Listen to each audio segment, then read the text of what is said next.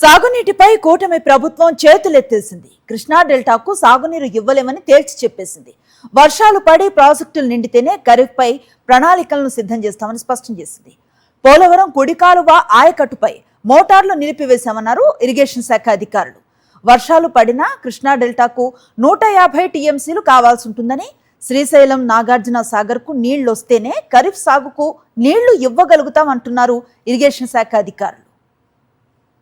వర్షపాతం స్టేట్ యావరేజ్లో 51% మైనస్లో ఉన్నాం నార్మల్ కంటే. కృష్ణా డెల్టా పరిధిలో అయితే 49% మైనస్లో ఉన్నాము. సో ఈ సందర్భంగా మనం పైన ఉన్నటువంటి కృష్ణా నది పైన ఉన్నటువంటి ఆల్మట్టి కానీ నారాయణపూర్ జోరాల ప్రాజెక్ట్స్లో దగ్గర 50 టీఎంసీల నీటి కుషన్ ఉంది. అంటే 50 టీఎంసీల నీరు నిండితే కానీ మనకి శ్రీశైలంకి రాదు. అలాగే ఇంకొక ఆరం పైన తుంగభద్ర డ్యాంలో దగ్గర 70 టీఎంసీల కుషన్ ఉంది. సో అక్కడ కూడా ఆ నీరు నిండితే కానీ మనకి శ్రీశైలంలోకి నీళ్లు రావు.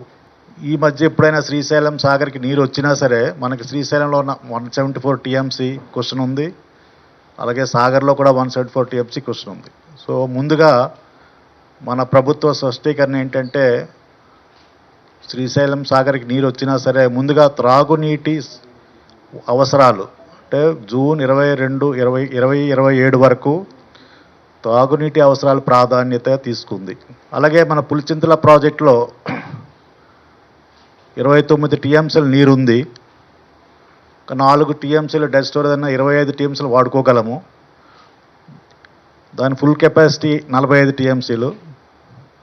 సో ఆ 25 టీఎంసీలు మనం తప్పకుండా త్రాగునీటి అవసరాలు వచ్చే సంవత్సరం జూన్ 22 తాగునీటి అవసరాలకు మనం భద్రపరచుకోవాల్సిన అవసరం ఉంది. కాబట్టి అవి ఇప్పుడు సాగునీటికి మనము తరలించలేము. మరిన్ని అప్డేట్స్ కోసం ఛానల్ను సబ్స్క్రైబ్ చేయండి. నోటిఫికేషన్స్ కోసం బెల్ ఐకాన్ పై క్లిక్ చేయండి.